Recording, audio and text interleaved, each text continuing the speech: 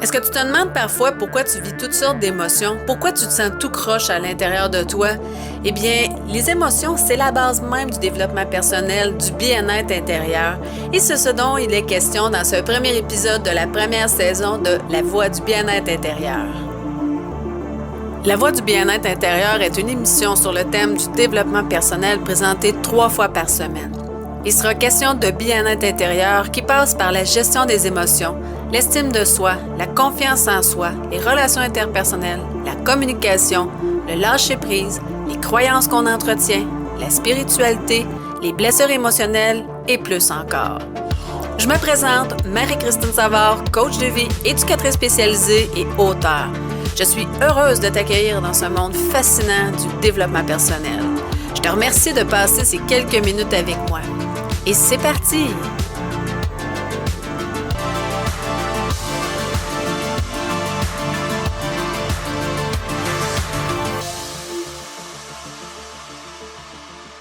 Allô, allô, j'espère que tu vas bien.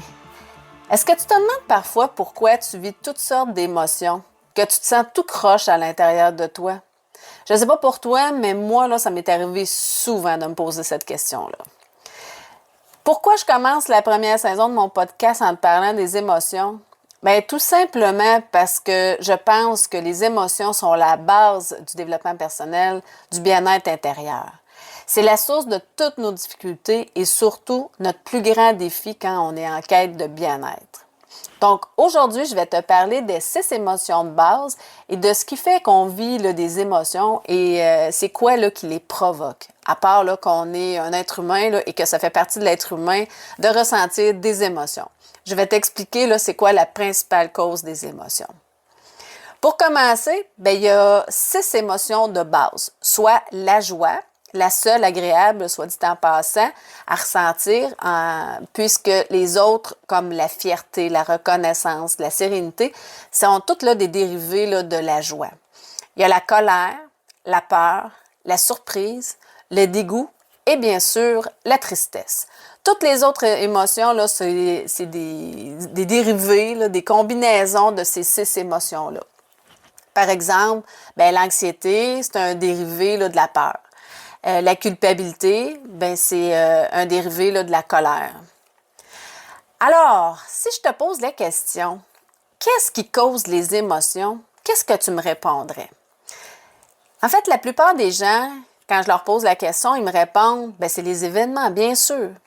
OK, mais comment t'expliques qu'une personne réagit de telle façon face à un événement, face à un comportement d'une personne, mais que l'autre réagit tout à fait différemment? Si c'était l'événement ou le comportement de la personne qui causait les émotions, les gens réagiraient tous de la même façon, n'est-ce pas? En fait, il y a 3 causes aux émotions. Il y a la stimulation physique directe d'une partie quelconque de l'organisme. Par exemple, bien, la consommation de drogue, d'alcool, de médicaments, par exemple comme les antidépresseurs ou les anxiolytiques. Bien, tous ces produits-là agissent sur notre système et ont une influence sur notre humeur et nos émotions. Comme je le mets tantôt, que ce soit les antidépresseurs ou les anxiolytiques, c'est pas mal ça l'objectif de leur fonction. C'est ça leur fonction là, de régulariser là, l'humeur. La deuxième, c'est les stimuli sur le système sensorimoteur là, qui passent à travers nos 5 sens. L'ouïe, la vue, le toucher, le goût, l'odorat. Par exemple, je te donne un exemple personnel. Si je sens le parfum l'air du temps, bien, ça me fait penser à ma grand-mère qui portait ce parfum-là. Et ça me ramène à plusieurs souvenirs là, heureux de mon enfance. Mais ça se peut aussi que lorsque, par exemple, tu entends une chanson X et que ça peut te rappeler là, des bons ou des mauvais souvenirs, là, dépendamment là, à quoi tu l'associes. Quand je travaillais là, pour les centres jeunesse, on faisait jouer de la musique là, soit au coucher ou pendant les temps en chambre. Et parfois, il y a des jeunes qui sortaient de leur chambre et venaient nous voir quasiment en panique pour nous dire « Là, arrête cette chanson-là, là, je suis pas capable de l'entendre, là. Elle me rappelle trop de souvenirs, là. » Et cette chanson-là jouait, par exemple, quand il est arrivé un événement X traumatisant pour eux autres. Puis cette chanson-là les ramenait là, automatiquement là, à cet événement-là. Donc, ils étaient incapables là, de l'écouter. Ça peut être aussi le toucher. Par exemple, toucher un tissu comme le satin, ça peut raviver là, des souvenirs heureux ou malheureux, ça peut faire ressentir là, certaines émotions agréables ou désagréables, là, dépendamment là, si t'aimes ou pas cette sensation-là de douceur là, au toucher là, du satin. La troisième, évidemment, ben, c'est les cognitions. Les cognitions, c'est quoi? Ben, c'est nos idées, nos perceptions, nos interprétations, nos croyances, etc. Toutefois, selon Lucien Auger, là, psychologue et philosophe, la principale cause des émotions se situe au niveau de nos émotions, c'est-à-dire la façon qu'on va interpréter cet événement-là, cette situation-là, le comportement de la personne, nos croyances et nos idées par rapport à cette situation-là ou cette personne-là. Pense à une situation là, que tu as vécue à au moins 2 reprises, là, le même genre de situation là, qui s'est produit, là, mais à 2 moments différents ou à 2 périodes là, différentes là, de ta vie, mais où tu as réagi là, complètement différemment. Pourtant, c'est la même situation, mais tu as réagi d'une façon différente. Pourquoi? Essaie de repenser aux idées qui te passaient par la tête à ce moment-là. Est-ce qu'elles étaient les mêmes? Sûrement pas. Est-ce que tu réagis de la même façon là, quand tu as une bonne nouvelle versus quand tu as une mauvaise nouvelle? Ou quand tu as eu une grosse journée au travail et que tu arrives à la maison et que tu es fatigué? Certainement pas. Repense à tes croyances lorsque tu étais enfant, quand tu croyais au Père Noël, au bonhomme 7 heures. Aujourd'hui, ces croyances-là là, te semblent peut-être complètement absurdes. Et pourtant, quand tu étais enfant, tu y croyais. Je vais te raconter une anecdote qui m'est arrivée lorsque j'avais environ peut-être 9-10 ans, là, je me souviens plus trop exactement, mais qui va te démontrer à quel point que c'est nos pensées qui nous font vivre toutes sortes d'émotions et non la situation comme telle. Mes parents, du côté de mon père, habitaient en Gaspésie. Comme on habitait loin d'eux, ben, à chaque année, mes parents, pendant leurs vacances, allaient en Gaspésie là, pour aller voir là, ma grand-mère. Oui, là, je dis ma grand-mère parce que mon grand-père est décédé lorsque j'étais très jeune, donc je ne l'ai pas vraiment connu. Mais bref. À chaque année, ben, on allait en Gaspésie en passant par la rive sud du fleuve Saint-Laurent, donc par l'autoroute 20. Sauf qu'une année, ben, ils ont décidé de faire changement et de passer par la rive nord, ce qui impliquait, évidemment, pour ceux qui connaissent un peu le Québec, la Gaspésie se situe là, sur la rive sud du fleuve Saint-Laurent. Donc, en passant par la rive nord, ben, automatiquement, on doit traverser le fleuve pour se rendre jusque de l'autre côté.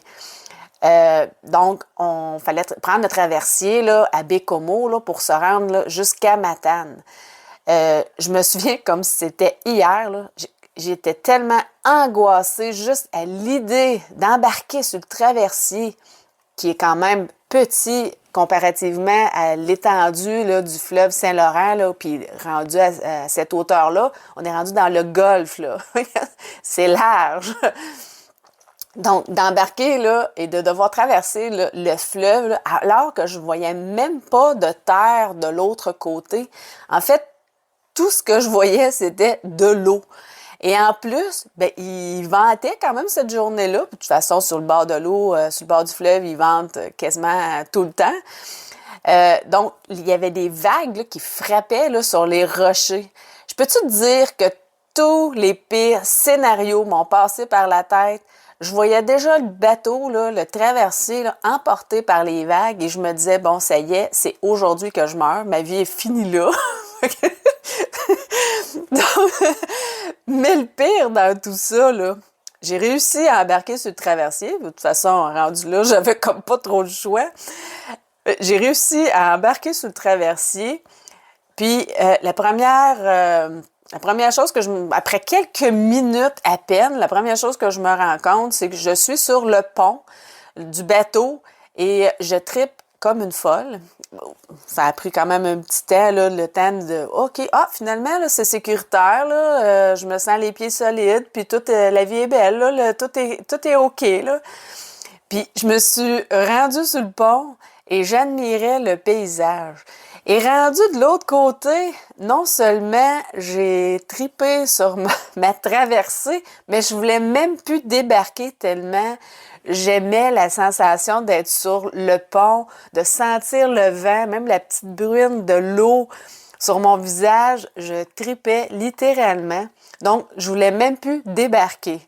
Mes parents étaient complètement découragés de moi. Ils me disaient « Tabarouette, elle voulait pas embarquer, puis là, à cette heure, elle veut plus débarquer. » C'est juste pour te dire à quel point, puis te prouver que c'était pas le fait de traverser le fleuve en traversier, là, en bateau, qui me faisait vivre de l'anxiété, mais c'était toutes les idées farfelues, tous les scénarios catastrophes qui me passaient par la tête. Puis au final, non seulement que ce ne sont pas produits, mais en plus, j'ai tripé par rapport à mon excursion là, en traversier. Donc, les événements nous donnent une occasion de ressentir des émotions agréables ou désagréables, dépendamment si on l'aperçoit de façon positive ou négative. Donc, ils n'en sont pas la cause. Il y a une situation qui se produit, ce qui nous amène à avoir des idées par rapport à cette situation-là, souvent de façon automatique et inconsciente, parce qu'on se fait pas penser, on se fait pas penser, les idées là, surgissent là, toutes seules et ce sont elles qui provoquent les émotions, agréables ou désagréables, là, dépendamment de la façon qu'on perçoit, ce qui nous amène à adopter tel ou tel comportement, parce que nos comportements, nos réactions sont régis par nos émotions. Enfin, ces comportements-là, ces réactions-là auront des conséquences positives ou négatives sur toi et sur les autres. Alors, une façon plus juste de nommer ce qu'on ressent serait, par exemple, au lieu de dire que je me sens de telle ou telle façon parce que telle ou telle situation arrive ou à cause de ceci ou de cela ou de telle personne, c'est plus juste de dire que je me sens de telle ou telle façon quand telle situation arrive ou lorsque tel événement se manifeste ou telle personne agit de telle façon. Ou je me sens de telle façon par rapport à cette situation-là, par rapport à cette personne-là. Mais je vais y revenir plus tard, plus en détail là, dans un autre épisode. Si la cause des émotions réside dans les événements, ça signifie qu'on est condamné à ressentir des émotions désagréables, pénibles, comme la colère, la culpabilité, l'anxiété, sans pouvoir rien faire. Par contre, si la cause des émotions réside dans la perception qu'on a des événements, des personnes, dans nos croyances et nos idées, alors il devient possible de les changer, ces croyances et ces perceptions-là, afin de les rendre plus réalistes, plus conformes à la façon dont le monde est construit, pour modifier notre état d'esprit, donc notre état émotionnel et du coup nos comportements et toutes les conséquences qui en découlent. Et là, je tiens à préciser que le but n'est pas de ne plus ressentir des émotions désagréables. On est des êtres humains après tout. Mais entre vivre un événement comme étant l'enfer, catastrophique ou terrible, et le vivre comme étant désagréable, douloureux ou pénible, bien, il y a une grande différence. Certaines émotions sont déjà assez pénibles comme ça, c'est pas la peine de les amplifier. Donc, le but, c'est de réduire l'intensité, la fréquence et la durée de ces émotions désagréables-là. Tu vas donc ressentir les émotions avec moins d'intensité, moins de force. Elles vont se manifester moins souvent et vont durer moins longtemps. Par exemple, si je reviens à mon trouble anxieux, c'est pas parce que je me suis débarrassée de mon trouble anxieux que je ne ressens plus jamais d'anxiété. Sauf que je ne fais plus de crise d'angoisse. Je ressens beaucoup moins souvent de l'anxiété et quand elle se manifeste, bien, elle part assez rapidement. Ainsi, vu que tu ressens moins d'émotions désagréables, ou du moins intensément, bien, tu fais plus de place aux émotions agréables comme la joie, la sérénité, le plaisir, la reconnaissance. N'est-ce pas merveilleux? Si je récapitule, il y a un événement ou une situation qui survient, qui devient une occasion de ressentir des émotions. Cet événement, cette situation, nous amène à avoir des pensées, des perceptions qui, elles, causent les émotions et nous amènent à réagir de telle ou telle façon qui, évidemment, va avoir des conséquences positives ou négatives, dépendamment de nos comportements, de nos réactions. Et voilà, c'est déjà tout pour aujourd'hui. Dans le prochain épisode de la première saison de La Voix du bien-être intérieur, il sera question des erreurs de pensée qu'on fait tous en tant qu'être humain et qui nous font vivre toutes sortes d'émotions, le plus souvent désagréables. C'est un rendez-vous. Sur ce, je te souhaite une excellente journée.